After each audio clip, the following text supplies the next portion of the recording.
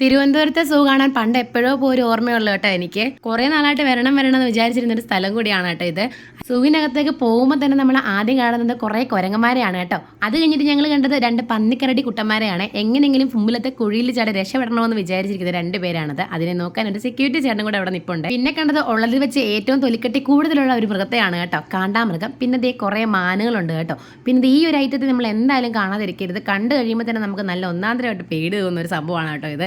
കാട്ടുപോത്ത് ആർട്ടിഫിഷ്യൽ ആണെങ്കിലും കണ്ടാൽ നാച്ചുറൽ ആയിട്ട് തോന്നിക്കുന്ന ഒരു കുളമൊക്കെ ഉണ്ട് കേട്ടോ. ഫ്ലാമിംഗോയും കൊക്കും എല്ലാം ഉണ്ട് അതിൽ.